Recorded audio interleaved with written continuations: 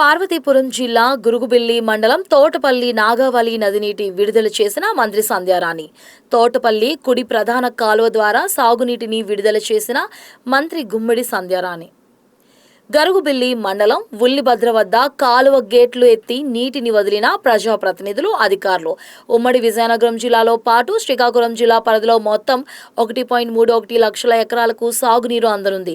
ఈ కార్యక్రమంలో ప్రభుత్వ విప్ జగదీశ్వరి, ఎమ్మెల్యేలు విజయ్ చంద్ర, జయకృష్ణ, జిల్లా కలెక్టర్ ప్రభాకర్ రెడ్డి తదితరులు పాల్గొన్నారు. మంత్రి గుమ్మడి సంధ్యారాణి మాట్లాడుతూ ఉత్తరాంధ్రను సుభిక్షం చేయడమే సీఎం చంద్రబాబు నాయుడు ప్రధాన లక్ష్యమని తెలిపారు. మనం ప్రతి సంవత్సరం తోటపల్లి రావటం, నీరు విడుదల చేసుకోవటం, సరైన సమయంలో ఈ తోటపల్లి నీరు రైతులకి విడుదల చేయటం, ఇదంతా మనం ప్రతిసారి చూస్తున్నది. అయితే తోటపల్లి కురుపాం నియోజకవర్గంలో ఉంది.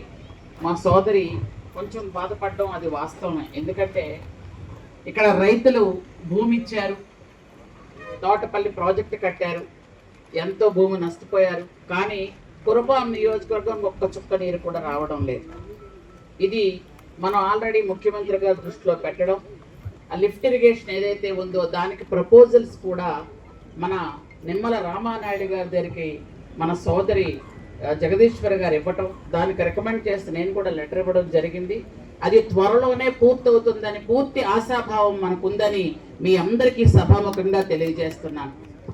ఎందుకంటే ఇదొక్కటే కాదు, కురుపాం నియోజకవర్గానికి ఈ తోటపల్లి లిఫ్ట్ ఇరిగేషన్తో పాటు జంజావతి, అలాగే పూర్ణపాడు లాబీస్ కూడా ఆమె పూర్తిగా ఆమె వంతు ప్రయత్నం చేస్తున్నారు.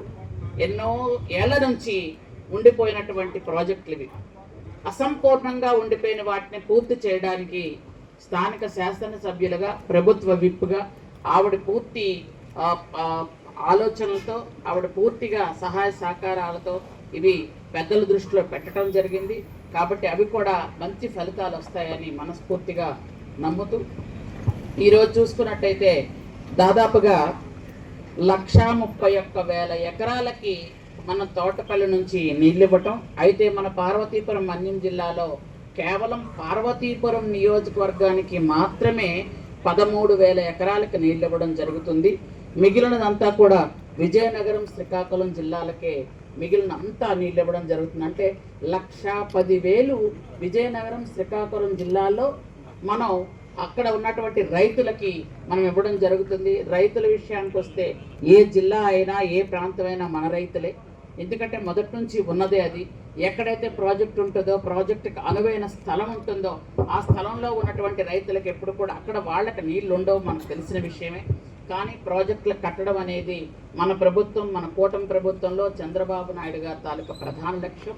ఎందుకంటే గత టైంలో వచ్చేటప్పుడు 14-19లోనే ఇక్కడ కూర్చొని ఖచ్చితంగా ఇక్కడి నుంచి నీళ్లు వెళ్ళాలి అని ఇక్కడే స్థానం వేసుకొని కూర్చొని, వాళ్ళ బస్సులోనే కూర్చొని 2 రోజులు ఇక్కడ మీటింగ్ పెట్టి తోటపల్లి బ్యారేజ్లో ఉన్నటువంటి నీళ్లు కానీ ఇదంతా కూడా ఈ తోటపల్లి ప్రాజెక్టు పూర్తవ్వాలి, చుట్టుపక్కల రైతులకి సస్యశ్యామలంగా నీళ్లు అందాలి అని గౌరవ ముఖ్యమంత్రి 3వసారి అప్పుడు ముఖ్యమంత్రి అయినప్పుడే ఈ తోటపల్లి ప్రాజెక్టు మీద పూర్తి స్థాయిలో దృష్టి పెట్టడం, అప్పుడే నీరు విడుదల చేయడం కూడా జరిగింది. కాబట్టి అప్పటి నుంచి రైతులు మనం చూస్తున్నాం.